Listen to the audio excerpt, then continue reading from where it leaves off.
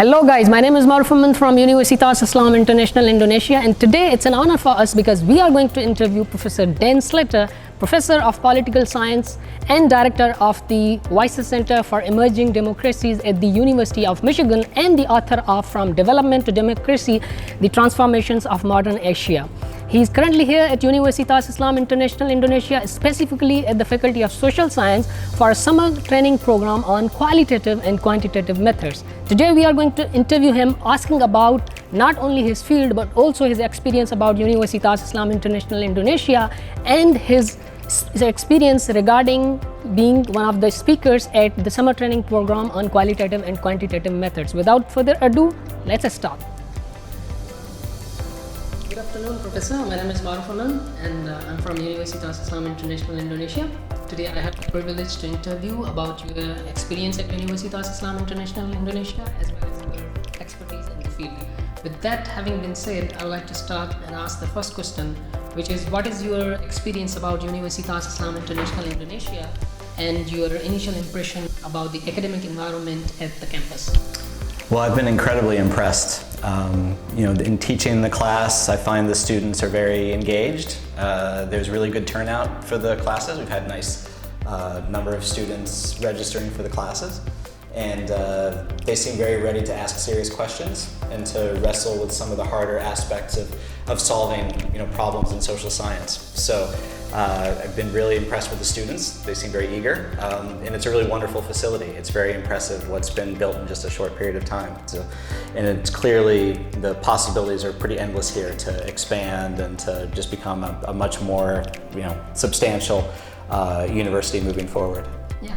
It's great to listen to that. With that having been said, I'd like to ask the second question, which is when did you last visit Indonesia, and have you observed any recent changes? Well, I was here last year, but only for about 4 or 5 days, and it had been quite a while since before COVID. Before that, and I would say probably the biggest change, in Indonesia, I guess during the Jokowi years, at least visibly, and of course Jakarta is not all of Indonesia, so I'd have to travel much more before I could say much more. But I think the infrastructure, it's definitely a very big difference to fly into Soekarno-Hatta and see there's a train that goes downtown. I was able to take a train all the way from Depok down to Bogor, very, very quick, and go to the gardens and all this. So I do feel like the built infrastructure for transportation and just for general livability in Jakarta at least is definitely improving. My sense is that's true more generally, but I haven't had the good fortune to be able to travel more widely for some time. Well, glad to hear that. With that, I would like to move to your field now, and which is the third question, which is all about your field. It is, could you please give us your overview about your recently published book, From Development to Democracy? Yeah. So what the book tries to argue, it's a book with Joseph Wong from the University of Toronto, and what we argue in the book is that in this region we call developmental Asia, which includes 12 countries in Asia, that the most common way that democracy comes about hasn't been when weak authoritarian regimes collapse, but when relatively strong authoritarian regimes decide that they can live with democracy and they introduce democratic reforms on their own terms. And this kind of helps explain some of the most stable democracies in the region, like Japan and Taiwan and South Korea. And I would argue it also makes sense of Indonesia as well, that in Indonesia, when democracy came, it was largely the ruling elites within the country. They were under pressure from protesters and from students for sure, and that pressure mattered. But ultimately, the reason they accepted democracy is because they felt they could live with what democracy brought. And that sort of differentiates Indonesia from Thailand and Myanmar at this point, where the military introduced democracy but decided that they couldn't live with the people who were being elected by the voters. And so we look at those sets of cases, and then also China, Vietnam, Cambodia, Malaysia, Singapore, Hong Kong. And we try to explain why, even though they've had substantial economic development in those cases, they've not experimented with the kind of democratic reforms that we've seen in countries like Indonesia. Great. Well, continuing the same discussion on the same topic, I would like to ask, what is your take on the outlook of Asian democracy in the future? What do you think about it? Well, I'm relatively optimistic, even though we're in a tough period right now. I think that if you look at what's happening in Thailand right now is a good example, or even Myanmar, where you just see that the desire of the people for more accountable government, not to be ruled by military officers, but to be ruled by people who they choose, I think is very, very powerful. And I think that we're seeing a lot of resistance to the popular will from different kinds of political elites. But I think that the pressure is there. And I think that both in places where authoritarian regimes are somewhat strong, I think the possibility for them to see the strategic advantages to democratizing, I think, are very real. I think that's true in places like Singapore, for sure. Also Vietnam, maybe even China.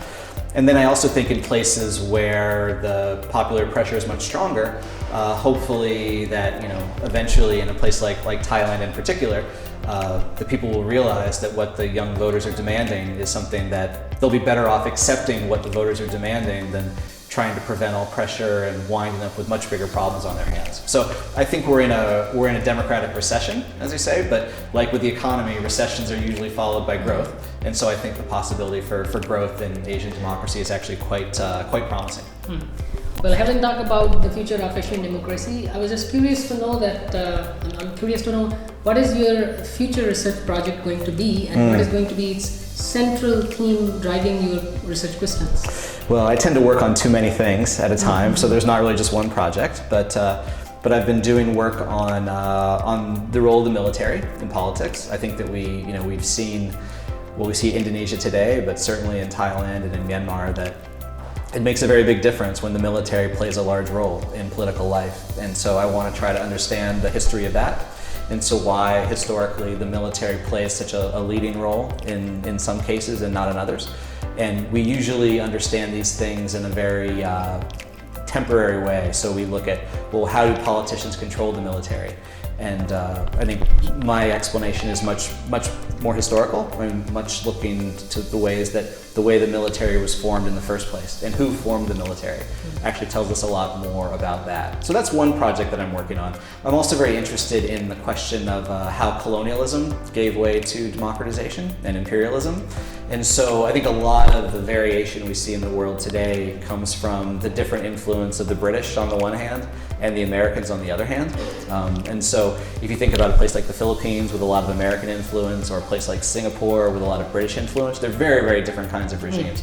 And so I think that there's a more general pattern there. And if we go back to the colonial period, or the period when countries in Asia and Latin America were sort of client states of the United States, I think we can learn a lot about how democracy varies today based on those legacies of what the British did and what the Americans did in those contexts. So those are two projects that I'm especially excited about and actively working on.